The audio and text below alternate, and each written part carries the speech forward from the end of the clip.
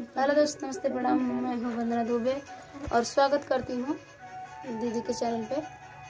क्या नाम बताएं? अनु पटेल के चैनल पे। अनु पटेल के चैनल पे आप सभी का स्वागत है। आज हम लोग एक प्यारा सा कजरी गीत लेके आए। कैसे लगेगा कमेंट में बताइएगा और प्लीज इस चैनल को सपोर्ट करिएगा।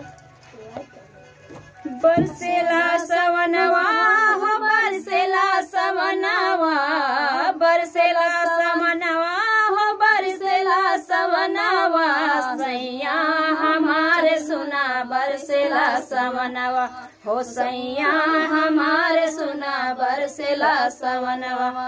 अरे बरसेला सवनवा हो, बरसेला सवनवा, सजनवा हमारे सुना बरसेला सवनवा, सजनवा हमारे सुना बरसेला सवनवा। घुमरी घुमरी जबे कारी बदरिया हो, कारी बदरिया, घुमरी घुमरी जाबे कारी बदरिया हो, कारी बदरिया, बहे पुरवैया वही सावनी चदरिया हो, सावनी चदरिया।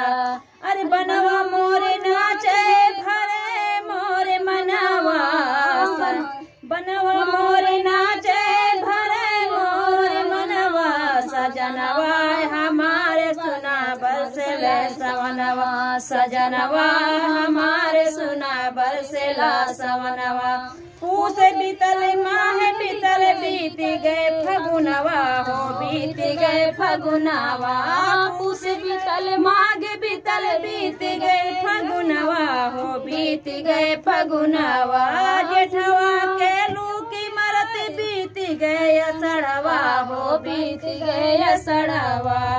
आई के झुलाई देवे कोरा में झुलनवा हो, आई के झुलाई देवे कोरा में झुलनवा, सजनवा हमारे सुना बरसेला सवनवा, सजनवा हमारे सुना बरसेला सवनवा। अरे बरसेला सवनवा, अरे बरसेला सवनवा, सजनवा हमारे सुना बरसेला सवनवा, सजनवा हमारे सुना बरसेला सवनवा।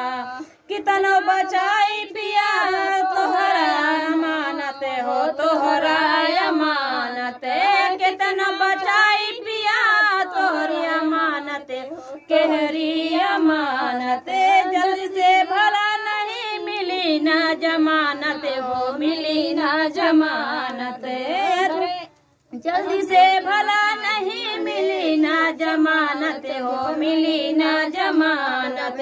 अरे अब की बारी चली कोई ना बहनवा हो, अब की बार चली कोई ना बहनवा हो, सजनवा हमारे सुना बरसेला सवनवा, सजनवा हमारे सुना बरसेला सवनवा।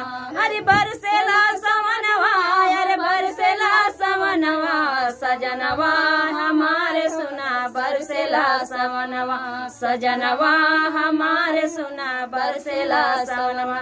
दोस्तों से प्रणाम करती हूँ। मेरा चैनल ज्यादा से ज्यादा सपोर्ट करिए। बिल्कुल। और बहुत मेहनत करती हूँ, बहुत दीदी से कई बार कोशिश करती हूँ कि जल्दी से जल्दी मेरा सफल हो जाए। बिल्कुल, आप लोग से रिक्वेस्ट है कि आप लोग थोड़ा सपोर्ट कर देंगे कि दीदी का चैनल भी आगे बढ़ जाए, मोनो हो जाए।